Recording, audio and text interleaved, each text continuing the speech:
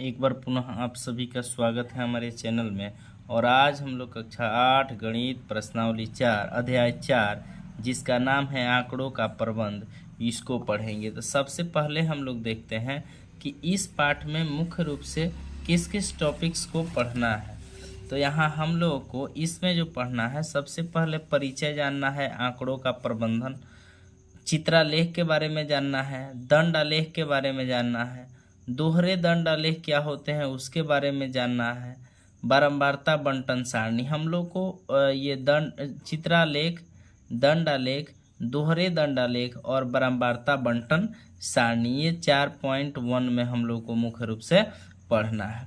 अब कुछ बेसिक चीज़ है जो हम लोग पढ़ लेते हैं। मिलान चिन्ह के बारे में ऑब्जेक्टिव में पूछ दिया जाता है, परिसर के बारे में, वर्ग अंतराल के बारे में, निम्न सीमा, उच्च सीमा, वर्ग की चौड़ाई क्या होती है और वर्ग चिन्ह क्या होता है। चलिए टैली मार्क या मिलान चिन्ह के बारे में जान लेते हैं। जैसे एक है तो एक के लिए हम लोग क्या करते हैं, एक सीधा लाइन खींच देते हैं। दो के लिए मिलान चिन्ह, दो सीधा लाइन खींचेंगे। तीन के लिए तीन सीधी लाइन खींचेंगे।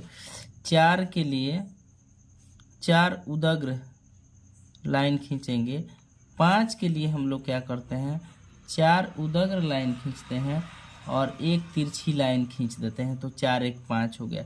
6 के लिए क्या करेंगे, 6 के लिए 5, 1 2 3 4, 5 के लिए 5 हो गया, 1 दे देंगे, 6 हो गया।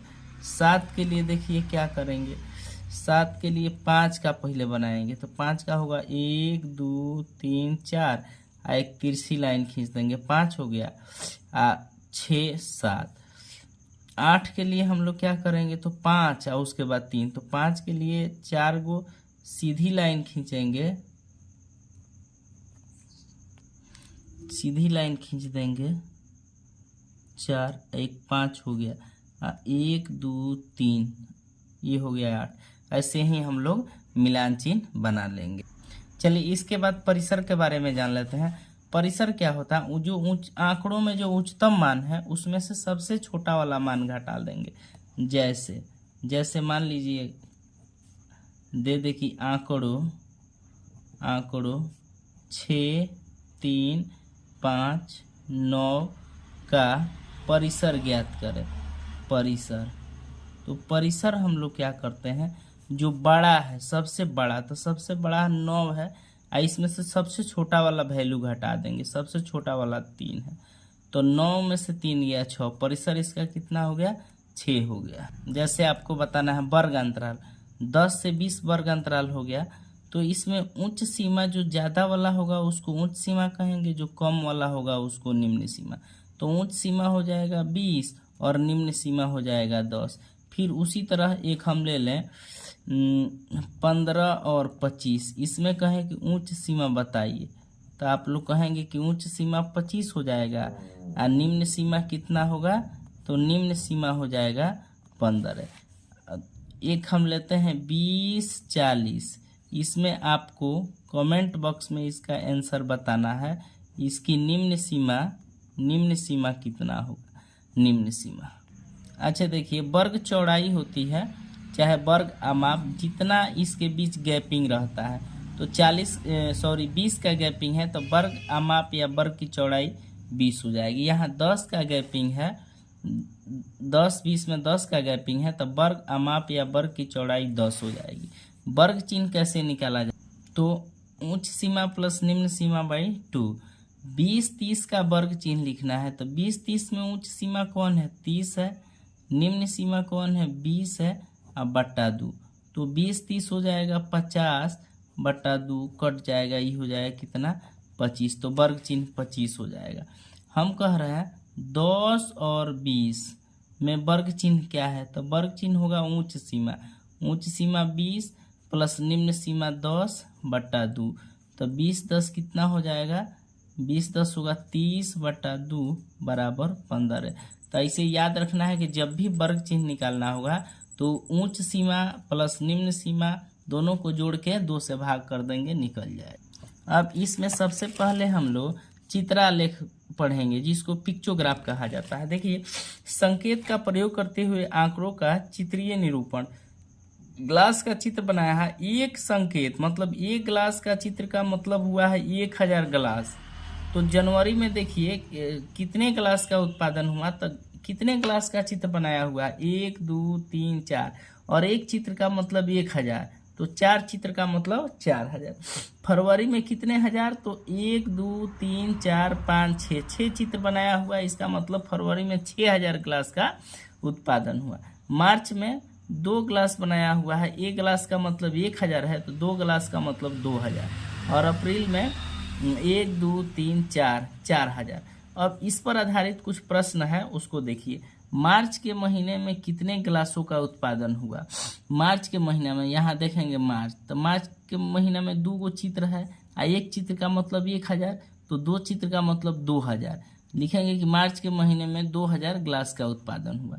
यहाँ देखिए किन 2 महीनों में बराबर उत्पादन हुआ, तो एक हम देख रहे हैं जनवरी में भी 4000 और अप्रैल में भी 4000, तो लिखेंगे जनवरी और अप्रैल में बराबर उत्पादन हुआ। अब है दंड आलेख, जिसको बार ग्राफ्स कहा जाता है।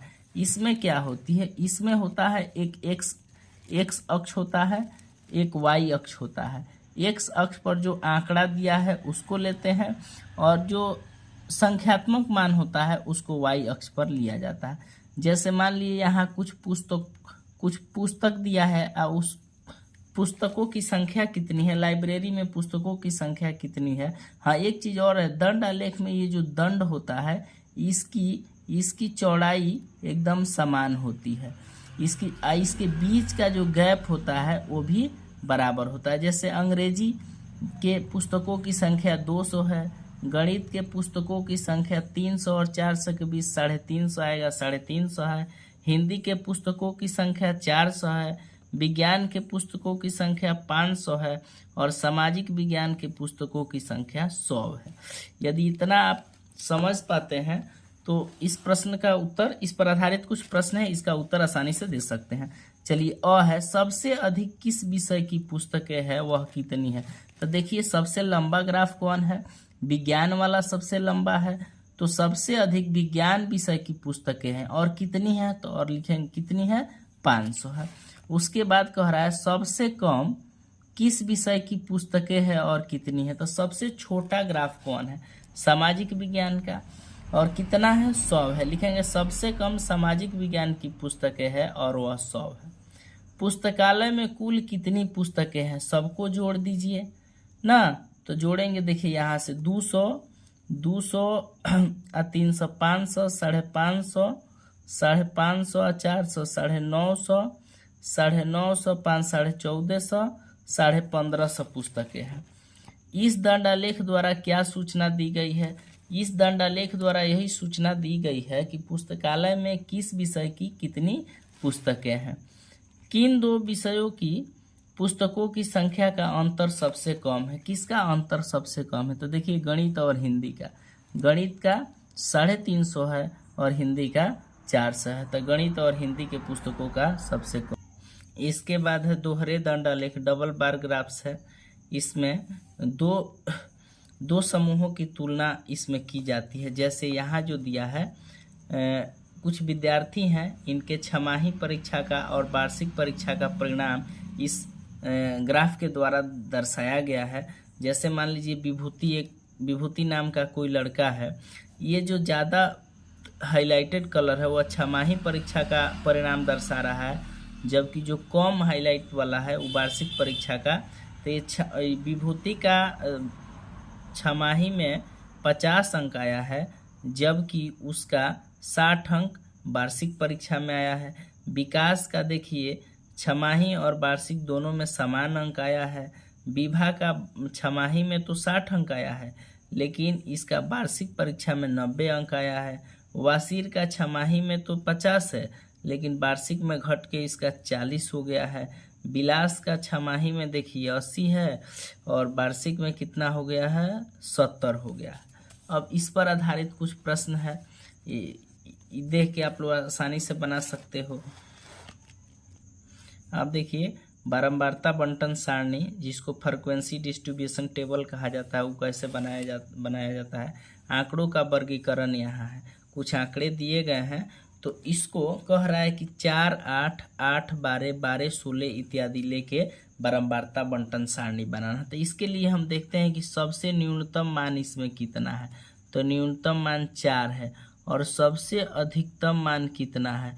तो अधिकतम मान 20 दिखाई दे रहा है, 20 है, 20 और देखिए 20 है। तो 4, 4 का गैप लेंगे, वर्ग अंतराल लिखेंगे 0, 4, 4, 8, 8, 12, 12, 16, 16, 20, 20, 24। अब मान जो लिखना है यहाँ अब देखना है कि 0 और 4 के बीच कितने हैं। 0 से अधिक लेकिन 4 से कम, 3 तक इसमें आएगा। इसमें 4 से अधिक लेकिन 8 से कम तक।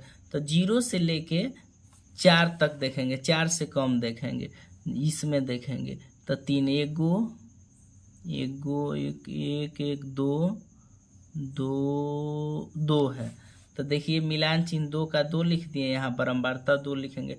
अब 4 से 8 के बीच कितना है। 4 से 8 के बीच 1 है, 8 नहीं लिखना है, 2 है, 2 है, 3 है, 4 है, 4 है, 4 है, 4 है, 5 है, 5 है, 5 है। तो देखिए 5 का मिलान चिन्ह कर देना है, 5 का बारंबारता इसी तरह सब लिख देना है। यहाँ कुल योग 30 करना है, इसको भी जोड़ेंगे तो सब 30 आएगा, यहाँ भी 30 आएगा। तो इसका मतलब जो बनाए हैं वो सही है, अन्यथा गलत है। देखिए यहाँ भी एक बारंबारता बंटन सारणी दिया हुआ है। 75 से 145 है श्रमिकों की संख्या, अर्थात ये बारंबारता है। 100 से 125 में 25 है, 125 से 150 है, 150 से 175 125 है, ये ऐसे है। कह रहा है वर्ग अंतरालों की माप क्या है। तो वर्ग अंतरालों की माप का मतलब इसमें कितने कितने का गैपिंग है। 75 से 100, 100 से 125 कितने का गैपिंग है, 25 का गैपिंग है। तब वर्ग अंतरालों की माप कितनी है, 25 है। चलिए उसके बाद फिर देखिए वर्ग अंतराल 225 और 250 की उच्च सीमा क्या है। उच्च सीमा जो अधिक वाला है, उच्च सीमा है 250। उसके बाद किस वर्ग की बारंबारता सबसे अधिक है, किस वर्ग की बारंबारता सबसे अधिक है। तो वर्ग अंतराल 150 से 175 की बारंबारता सबसे अधिक है। किन दो वर्गों की बारंबारताएं समान है। समान किसका किसका है। तो यहाँ हम देखते हैं कि 55 इसका भी है, 55 इस। तो वर्ग अंतराल 125 और 150 और 200 225 का बारंबारता समान है। अब है आयत चित्र। तो आयत चित्र में ये सूचना आपको दिया रहेगा, इसकी मदद से एक आयत चित्र बनाना है। तो 0 से 4, 4 से 8 इसको आपको लिखना है, इसको लिखना है x अक्ष पर। यहाँ जो बारंबारता है 2, 5, 8, 9 इसको लिखना है y अक्ष पर, इसको लिखना है y अक्ष पर। तो हम इसको, हाँ एक चीज़ और है, दंड आलेख में क्या किया जाता है, दोनों के बीच में गैप छोड़ा जाता है, लेकिन आयत चित्र में गैप नहीं छोड़ा जाता है। 0 से 4 के बीच 2 है तो 2 लिख देंगे, 4 से 8 के बीच 5 है तो 5 लिख देंगे, 8 से 12 8 है तो 8 में मिला देंगे, 12 से 16 9 है तो 9 से मिला देंगे, 16 से 20 में 4 है तो 4 से मिला देंगे, 20 से 24 2 है तो 2 से मिला देंगे। अब नेक्स्ट वीडियो में हम लोग प्रश्नावली 4.1 शुरू करेंगे।